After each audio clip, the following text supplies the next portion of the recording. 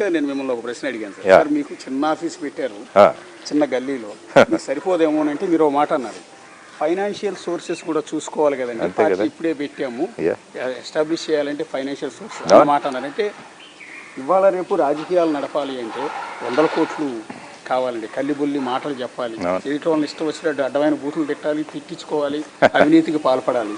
మీలాంటి క్రమశిక్షణ కలిగిన ఒక పోలీస్ ఆఫీసర్ వీటిని తట్టుకోగలరా అని ఇప్పుడు ఇవాళ రేపు మిమ్మల్ని మేమే దాడి చేస్తారు, ఆటోమేటిక్ మాటల దాడి. డెఫినెట్గా అంటే ఒక పరిస్థితుల్లో మనం మార్పు తీసుకురావాలి అని కోరుకుంటున్నప్పుడు ఏ దాడైనా పర్వాలి. ఎందుకంటే భావి తరాల కోసం మనం ఏదో ఒకటి చేయాలి. మనం ఆ సదుద్దేశంతో వస్తున్నాం. అందుకనే మేమంతా మాకు మిత్రులు కొన్ని పర్సనల్ కాంట్రిబ్యూషన్లు పెన్షన్ డబ్బులు వేసుకొని మొదలుపెట్టాము అది. కాబట్టి మీరు అన్నప్పుడు నాకు అనిపించింది మళ్ళీ మనం కూడా మిగతా పార్టీలాగా అయిపోతే మనకు వాళ్ళకు తేడా ఏముంటుంది. అందువల్ల ఒక మేమేంటంటే సార్ మిగిలిన పార్టీల ఆఫీసులు చూస్తున్నాం కదా, అవును, వాళ్ళ లగ్జరీ, వాళ్ళ ఆఫీస్ ముందుండే హడావిడి, వాళ్ళ ఎకరాల పరిధిలో నిర్మించిన ఆఫీసులు అవన్నీ చూసిన తర్వాత మాకు అనిపించింది ఇప్పుడు చిన్న ఒక బ్లాక్ లో ఒక పోర్షన్ తీసుకున్నాం అంతే. ఎప్పుడైనా కూడా నేనేమంటానంటే ప్రతి మార్పు కూడా ఒక చిన్న అడుగుతోనే మొదలవుతుంది అంటాను నేను. ఆ తర్వాత ఆ అడుగులు నెమ్మదిగా వెళుతుంటే ఇంకా మన అడుగులు కలపడానికి చాలామంది వస్తారు. ఎందుకంటే ఓటు అన్నది చాలా ముఖ్యం. కాబట్టి ఓటు యొక్క విలువను వీటన్నిటిని గురించి కూడా ప్రజలు తెలియజేయడానికి మా ప్రయత్నాలు జరుగుతూనే ఉంటాయి. మీ మేనిఫెస్టో చదివాను సార్, అద్భుతంగా ఉంది. ఒక విధంగా చెప్పాలి అంటే ఈ విధమైన మేనిఫెస్టోని ఖచ్చితంగా ఇంప్లిమెంట్ చేస్తే భారతదేశ రూపురేఖలు పూర్తిగా మారిపోయే అవకాశం లేదు. పేదరికం అన్నది, నిరుద్యోగం అన్నది అవకాశం లేదు, డ్రగ్స్ లేని సమాజాన్ని మనం చూడగలం. కానీ దీనికి ఇప్పుడున్న వ్యవస్థలు కోఆపరేట్ చేస్తాయా, ఈ మార్పును అంగీకరిస్తారా అని? అంటే ఏంటంటే మనం మన ఆశయాలు తీసుకెళ్దాం, మనం కన్విన్స్ చేద్దాం వాళ్ళని. మీరు అన్నట్టు ఈ డ్రగ్స్ అన్నవి ఉండకూడదు, మనం చెప్తున్నాం, మేము ఉండకుండా చేస్తాం. మా పూర్వ అనుభవంతో కానీ చట్టాలను ఇంకా ఏ విధంగా మనం ఇంకా వాటిలో మార్పులు ఎలా తీసుకొచ్చి ఇంకా పదునైన చట్టాలు తీసుకొస్తాం మనం. ఆ తర్వాత ఎప్పుడు కూడా ఏంటంటే ఇంటెన్షన్ కరెక్ట్గా ఉంటే, మనం చేయాలన్న తపన మనలో ఉంటే మనం ఖచ్చితంగా చేయవచ్చు. అందుకని ఈ మేనిఫెస్టో ఏ పార్టీలు రిలీజ్ చేయకముందే జయభారత్ నేషనల్ పార్టీ రిలీజ్ చేసింది. దానికి ఇదంతా ఇందులో విజన్ కనపడుతుంది. ఇప్పుడు మొత్తం ఈ బుక్లెట్ కానీ మీరు రిలీజ్ చేసిన మేనిఫెస్టో కానీ చదివితే ఎంటైర్ విజన్ కనపడుతుంది. అంటే ఆంధ్రప్రదేశ్ భవిష్యత్తు ఇందులో కనపడుతుంది. కానీ ఇప్పుడు రాష్ట్రంలో మీరు చూస్తూ ఉన్నారు, మీరు రెగ్యులర్గా స్టడీ చేసిన తర్వాత మేనిఫెస్టో ఇచ్చి ఉంటారు, ఇందులో ఒక్క ఫ్రీబీ కూడా లేదు, ఉచిత పథకం ఒక్కటి కూడా లేదు, ఇది మేము ఫ్రీగా ఇస్తామనేది. కానీ ఇవాళ రేపు ఆంధ్రప్రదేశ్ ప్రజలు చూశారు కదా మీరు, ప్రతిదీ ఫ్రీ. అంటే అలా చేసేసారు. తెలంగాణలో గెలిచినా, అంతకుముందు కర్ణాటకలో గెలిచినా, అంతకుముందు ఇంకో స్టేట్లో గెలిచినా ఉచితంగా అన్నీ ఉచితంగా ఇస్తానంటే యాక్చువల్గా ఏంటంటే ఫ్రీబీలు అంటే వీళ్ళేం వాళ్ళ జేబుల్లోంచి డబ్బులు ఇవ్వట్లా, ఇవంతా మనం ట్యాక్స్ కడుతున్న దాంతోనే. ఇప్పుడు చూడండి, ముఖ్యమంత్రి గారు ఆయన అకౌంట్ నుంచి ఎంత ఇచ్చారు మరి ఈ ఫ్రీ బిల్లో? ఉండదు. ఇదంతా కూడా మనకు ఏవైతే మనం పన్నులు కడుతున్నామో ఆ పన్నుల నుంచి, లేకుంటే అప్పులు తీసుకొచ్చి ఇస్తున్నారు. మరి ఇదేంటి ఆలోచన అండి? ఇప్పుడు మీకున్న ఆలోచన నాకు అర్థమైంది, ఆయనకి అర్థమైంది.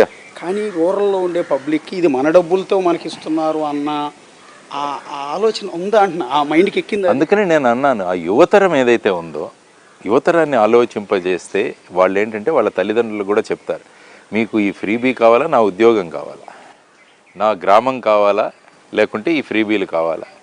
ఇప్పుడు ఇందులో పెడితే ప్రతి గ్రామానికి 1 కోటి రూపాయలు బడ్జెట్ ఇస్తామన్నాం, ప్రతి నియోజకవర్గానికి 100 కోట్ల రూపాయలు ఇస్తామన్నాం ప్రతి సంవత్సరానికి. దాంతో ఎంత చక్కగా చేసుకోవచ్చు మీరు. తర్వాత మద్యపాన నిషేధం, మీరు మహిళలు వద్దంటే మీరు నిర్ణయం తీసుకోండి, గ్రామ సభల్లో మూసేస్తారు. పర్మిట్ సిస్టమ్ తీసుకొస్తాం. ఇవన్నీ కూడా చెప్పిన అంశాలు. ఇవన్నీ అంటే ఆలోచింపజేయగలగాలి మనం. అవును సార్, ఇప్పుడు మీరు అన్నారు మద్యపాన నిషేధం అమలు చేస్తూ ఉన్నారు, కానీ కొన్ని విమర్శించాలో లేదో కూడా అర్థం కాని పరిస్థితి ఉంటుంది. ఇప్పుడున్న ప్రభుత్వాలు నడుస్తున్నది మద్యం అమ్మటం వల్ల వచ్చేటప్పుడు. మీకు ఇంకా ఒకటి చెప్తాను, కోవిడ్ టైంలో మీరు ఒకసారి చూస్తే ప్రధానమంత్రి గారు మొదటిసారి లాక్డౌన్ పెట్టిన తర్వాత ఆయన ఒక మీటింగ్ పెట్టారు ముఖ్యమంత్రులు. వాళ్ళ ఫస్ట్ డిమాండ్ ఏంటి తెలుసా? మద్యం షాపులు తీయండి. ఎందుకంటే మా రాష్ట్రాలే మద్యం మీద నడుస్తున్నాయి. కాబట్టి మద్యమే మాకు ముఖ్యం అనుకుంటున్న సమయంలో దానివల్ల ఏమవుతుంది? మెడికల్ బిల్లులు పెరిగిపోతున్నాయి, వాళ్ళ శరీరాలు పనిచేసే తత్వాలు పోతున్నాయి.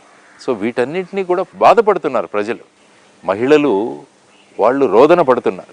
కానీ ఆ రోదన ఎక్కడ వినిపించుకునే తత్వాలు ప్రభుత్వాలకు లేవు. Yes sir. అందుకనే మహిళలను సాధికారత చేయాలి, మహిళలను ముందుకు తీసుకురావాలి, వాళ్ళ ఆలోచన విధానం తీసుకురావాలని మీ మేనిఫెస్టోలో చూస్తే వాళ్ళ ఆలోచనలు ప్రస్ఫుటంగా కనిపిస్తాయి మీకు. ఎందుకంటే ఇవన్నీ మేము రాసినవి కాదు, ప్రజల నుంచి అడిగాం, ప్రజలు. అందుకనే దీన్ని ప్రజా మేనిఫెస్టో అన్నాం, పీపుల్స్ మేనిఫెస్టో. ఇప్పుడు టీడీపీ ఇస్తున్న ఉచిత పథకాలు మీరు చూశారు, ఆల్మోస్ట్ వాళ్ళు అన్నీ ఫ్రీ అని చెప్తున్నారు. Already YSR Congress party already ఉచిత పథకాలు బోల్డ్ అని ఇస్తుంది, నెల నెల అకౌంట్లో డబ్బులు వేసేస్తుంది.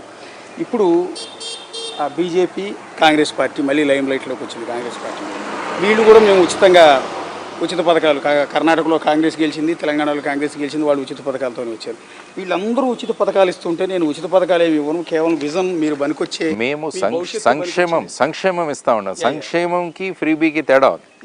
ఫ్రీబీ అంటే ఇప్పుడు నేను ఫర్ ఎగ్జాంపుల్ నేను పని చేయగలను, పని చేసి సంపాదించుకోగలను, నాకు పని చూపించండి, నన్ను ఆత్మగౌరవంగా నా సంపాదన నేను సంపాదించుకునేవాడిని. అది ఆ ఆత్మగౌరవం రావాలి. చేపలు పట్టడం నేర్పించమంటారు, అంతే కదా. చేపలు ఇవ్వకండి, అంతే కదా. చేపలు ఇవ్వద్దు, చేపలు పట్టడం నేర్పించండి, వాళ్ళ జీవనోపాధి వాళ్ళే వెతుక్కుంటారు. అందుకనే ప్రతి పంచాయతీకి ఆల్మోస్ట్ 10 చిన్న పరిశ్రమలు పెడతామంటున్నారు. రండి విద్యార్థులు, రండి యువతరం, రండి, దానికి సబ్సిడీలు ఇస్తాం, మీ యూనిట్ పెట్టండి, ఆత్మగౌరవంగా నిలబడండి. మీరే ప్రభుత్వానికి ఫ్రీబీ, మీరు ఇవ్వండి డబ్బులు అని మేము కోరుకుంటున్నాం.